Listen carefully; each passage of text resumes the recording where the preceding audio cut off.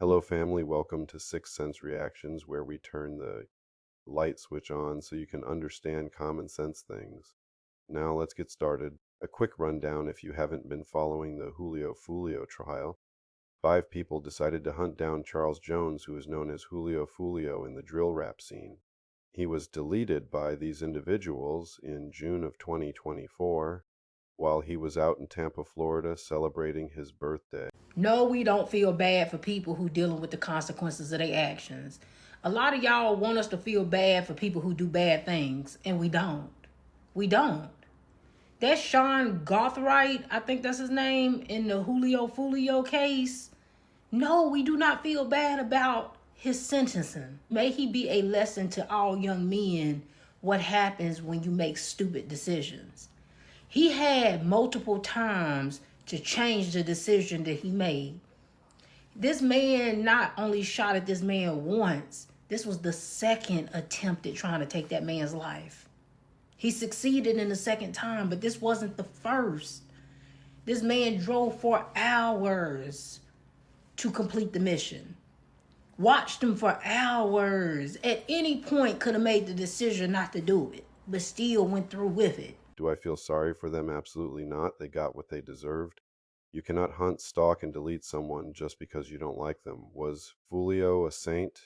No, but there are better ways to handle conflict than deleting somebody and having no regard of innocent people's lives.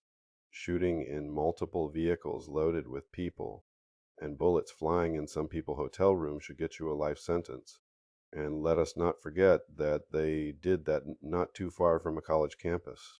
Imagine minding your business and a straight bullet hit you. It was by miracle only one person lost their life that day.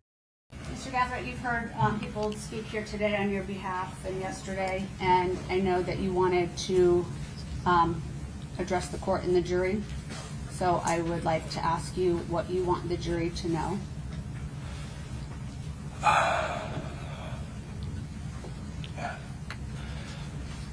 I just want to address the court today, and I'm not here to dispute anything. I'm just here to be a man and take responsibility and express my feelings about what this whole situation.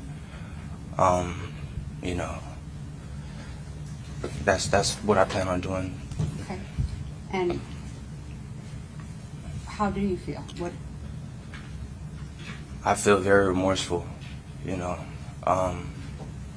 This is a terrible situation. It's been a traumatic experience. Let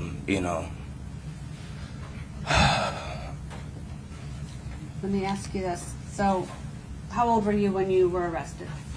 I was 18 years old. We heard that you had started some college, obviously probably didn't get very far, right? Right. What have you done since you've been in jail? Is there programs? Are there things that you can do there? So, I've gotten into programs. I've also, I grew up, in church and, in a Christian household. So I refocused my, life to Christ, and, I've taken a lot of religious programs. I've read the Bible from cover to cover. Let this be a learning lesson to every parents out there. If you've been watching the Julio Foolio trial and haven't learned a thing or two, as a parent, brother, sister, grandparents, and so on, you have a big problem.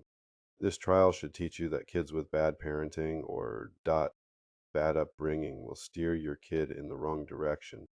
For example, Sean had a good upbringing. His parents was in his life. He grew up in the suburbs. He traveled the world, was in private schools. He was taught right from wrong and was even taken to church. Both his parents were in the military. We all know that his mom retired from the United States Marines Corps. Both of his parents were not struggling financially.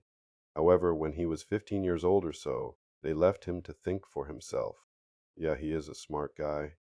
But even smart kids without their brain being fully developed needs guidance and mentor in their life, which he was lacking from the age of 15 until the day they deleted Julio Foolio. Based on Mr. Gathright's age, physical abilities, things like that, do you think that the prison would benefit from him in a work capacity if he were sentenced to life without parole?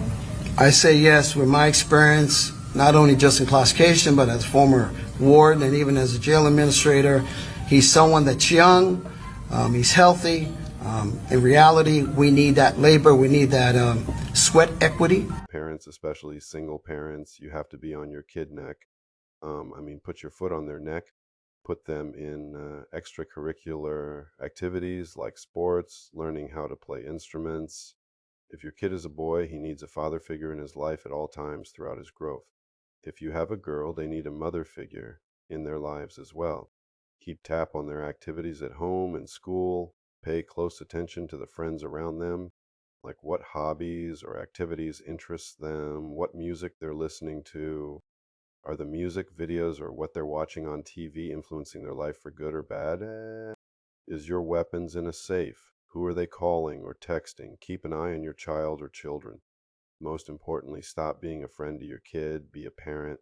Discipline them. It don't have to be necessarily spanking, but you can put them in timeout, take away what they like to do until they get the message. There is multiple forms of discipline. Figure out what work on your kid or kids. Discipline teaches them at an early age that bad behavior comes with consequences. They might get mad at you, but it is better that way. I would rather irritate them now than for the system to raise them. All your efforts, time and money is wasted after they're put in the system for their crimes. They lose, but you are the biggest loser.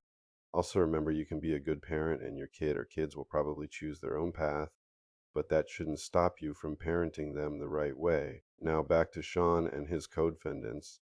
These boys was not thought about consequences of bad behavior, and now they have been found guilty and will spend the rest of their adult life in prison, and will be giving the state or country free labor. Like the warden said, they need that sweat equity from them. These guys think it was a game, but they're crying in court, pleading for their lives. Deleting somebody should not be a game, it is also a sin. I wish Sean put all that effort and energy into positive things. He could have been a great detective, lawyer, soldier, or better yet, a FBI agent, but he chose to ruin his life by putting his energy in negative things. What a waste of life. All the young kids that watch this case should redirect their energy into positive things. If you find yourself in a negative environment, try to get yourself out of there. There is more to life than gangbanging. Don't be a follower. Use your senses that God gives you. Don't let anybody trick you out of your freedom. There is more to life. You can explore the world. You can do researches, help at-risk youths, and focus on your purpose. If you don't think that you have a purpose, trust me, you do. Try to find a mentor to help you find your purpose. Try to make money the legal way. There's nothing good that comes with crimes or trying to live your life as a criminal. It's either death or jail. Now, why will you want to live a life like that? The ending's not positive at all. Ending up in a box or a cage as a criminal is not a life I would desire to live. The outcome is not good at all, so stay focused and use your brain, ladies and gentlemen. If you are one of the good parents, stay being good to your kid or kids. Sometimes you raise them right, but they end up doing their own thing anyway. Well, I'm all out. Stay blessed. Jury finds as follows as to count 1, victim Charles Jones. The defendant is guilty of first-degree murder as charged. Please subscribe to the channel, hype and like, and comment on this video if it caused you to think.